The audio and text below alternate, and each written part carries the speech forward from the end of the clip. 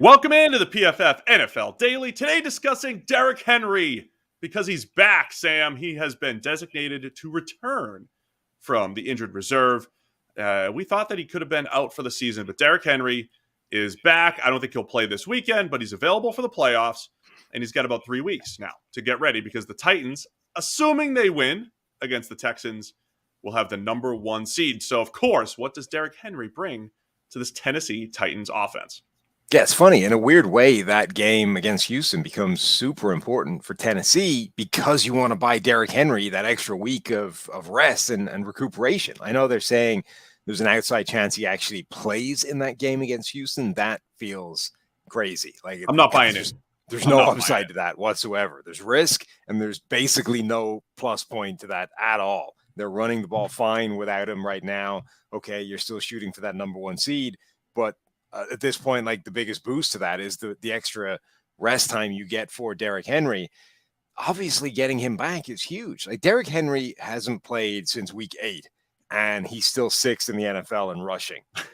He's also 6th in the NFL in rushing touchdowns. The guy has almost 1,000 yards and 10 rushing touchdowns, and he hasn't played the game since week 8. Like he's been the bedrock of this offense for the past couple of years. We saw the impact that A.J. Brown made when he gets back, or when he got back, if they can get a healthy Julio Jones. And I know, as I said, Dante Foreman has done a good job running the ball in his stead, but Dante Foreman isn't Derrick Henry. And having Derrick Henry back there absolutely transforms things.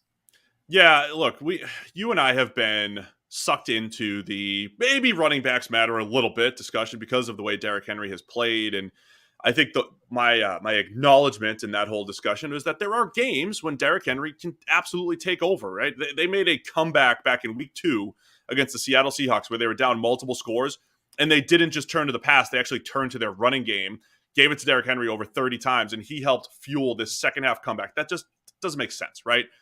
But he is capable of doing that. I will say, though, if you're in this running backs don't matter world and you wanted to make your point with Derrick Henry out, you could look to Dante Foreman's production and some of Dontrell Hilliard's production and say, okay, they didn't have a massive drop-off as far as the pure rushing game went. However, they had a big pass game drop-off. And I know there was a lot of playmaker issues. A.J. Brown was hurt. Julio was in and out of the lineup and all that fun stuff. But I do think that is also where Derrick Henry brings value to the table. It opens things up for A.J. Brown, presumably a healthier Julio Jones. And I do think it's going to be the Tennessee pass game that gives them the ability potentially to make that Super Bowl run as the number 1 seed. Yeah, and this was an element of what we were talking about, right before Derrick Henry got hurt, is not so much that the production is going to be different, massively different from Derrick Henry to the next running back that gets put in there, but what impact does Derrick Henry have on that passing game? And, we were starting to come around to this idea that the reason Ryan Tannehill was one of the best graded quarterbacks in the NFL since he got to Tennessee was not because of how great the situation was there, but because Derrick Henry had kind of laid the foundations for this passing game to be good, but Marcus Mariota was not taking advantage of it. And all of a sudden, Ryan Tannehill shows up and is able to step into this ready-made situation for play action passes and defenses that were crowding the line of scrimmage and stacking 8 guys in the box all the time and hit those passes that Mariota wasn't. So it was Derrick Henry that had kind of created this environment that was ready for a really efficient passing attack. They just didn't have the quarterback. And when they made that switch from Mariota to Tannehill, it wasn't like the upgrade at quarterback was so huge. It was that they finally had a quarterback capable of taking advantage of what Derrick Henry was creating, which in turn had this knock-on effect of Derrick Henry getting some more space when everybody kind of reacted to defend the pass. Dante Foreman, for as well as he's been running the ball, doesn't have the same effect on defenses. Yeah, and we saw A.J. Brown, a couple weeks ago against the 49ers, just absolutely just change the Titans passing attack, right? I mean, double-digit catches and, close to 150 yards. He's Tannehill's guy, right? I mean, if you want to say, so you could do this Tannehill with Derrick Henry, without Derrick Henry, you could do with the Dolphins and with the Titans and all that stuff.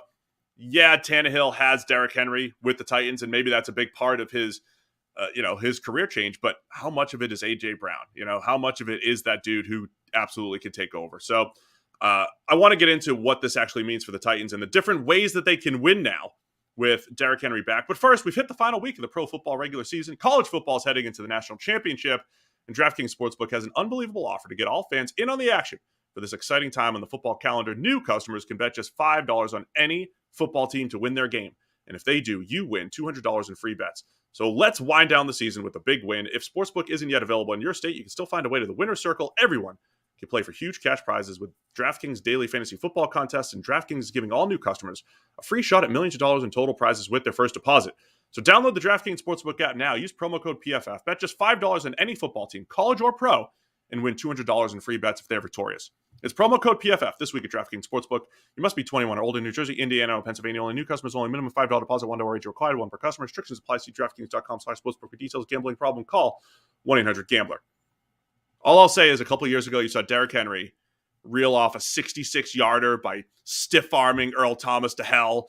The number 1 seed Ravens. That was a big part of the upset. Ryan Tannehill didn't have to do too much in that game. I'm a stickler with the pass game is more important for the Titans, but there are these individual games where it's Derrick Henry who takes over. It's A.J. Brown who takes over. The Titans just have more ways to win here in January. That stiff arm on Earl Thomas was one of the most iconic plays that a running back, seriously, like not even hyperbole, one of the most iconic plays that a running back has ever made. He didn't just stiff arm Earl Thomas to hell. He essentially had him turned around and was almost using him as a human shield, like Nelson from The Simpsons, where he's like picked up the guy and it's just like smashing all these little kids out of the way. Yeah. That's what Derrick Henry was doing to an all-pro defensive back in the middle of a game. It's absolutely insane. And like, that's the reason that Derrick Henry was seen as this incredible running back. And now all that love has swung to Jonathan Taylor, and people are trying to make an MVP case for him. But like, Derrick Henry has been that guy for 2.5 years until going down. Getting him back, I think, is transformational for this team. And in particular, when you combine it with A.J. Brown being back and Tannehill being able to exploit that, and hopefully, you get some version of a healthy Julio Jones. That's the other X factor here. But like, Tennessee is potentially going to lock up that number 1 seed, but nobody really thinks they're that good. Everyone thinks the Chiefs are better. People are talking about various other teams in the AFC. Nobody's really focusing on Tennessee. I do wonder how much that changes if you have to worry about Derrick Henry in the playoffs. Yeah, but I think people aren't thinking about them because they don't have the flash, right? I mean, Ryan Tannehill had those 2 really highly graded seasons, 19 and 20. This year, his grade went down a little bit. His production went way down. So his stats went way down because he didn't have the guys to throw to, right? We separate the quarterback's play from what the playmakers are doing. You didn't have Julio Jones. You only had A.J. Brown for a certain amount of time. So Ryan Tannehill this was part of the issue with the Titans coming in. We said they didn't have any depth at receiver. But that's why I think you give them so much credit, the fact that a revolving door, not just at receiver, not just at running back, but all across this roster. And they're still sitting there in an AFC that has the Chiefs and the Bills and the Patriots and the Colts. The Titans are still sitting there in control of the number 1 seed. I think that's impressive. And now they're getting, fully loaded for the playoffs. So, yeah, I think people are sleeping on the Titans because nobody's looking at Ryan Tannehill, because it's a quarterback-driven league still. Nobody's looking at Ryan Tannehill compared to the Josh Allens and Patrick Mahomes of the world, and they're not afraid of them. They don't have Bill Belichick, right? But I think they have a very good coach in Vrabel. Tannehill's solid. They got the playmakers. Yeah, Tennessee is as dangerous as any of those top AFC teams. And critically, like, if Tannehill, over the period of time Derrick Henry has been healthy and in the lineup, probably has the best PFF grade of any quarterback in the NFL. He's certainly top 3 in that period. Like, he's got consistent 90+ PFF grades as long as Derrick Henry's in the backfield. Derrick Henry goes out of the backfield, Tannehill's grade is not the same thing, whether it's in Tennessee or whether it's Miami before that. So as much as I agree 100%, like in abstract terms, in a neutral team, in a random average team in a neutral venue, you're going to take Patrick Mahomes or Josh Allen or Tom Brady or Aaron Rodgers or basically any other quarterback in the playoffs over Ryan Tannehill.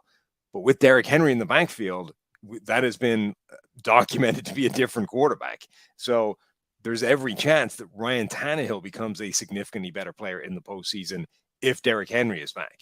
And don't forget, halfway through the season, we were talking about Tennessee's stretch of play where they beat all these good teams. They've lost a little luster because they did lose a couple key games, but here they are, again, in position to get the number 1 seed. Derrick Henry's coming back, and the Titans have, as I like to say, just multiple ways to win here in January in the playoffs.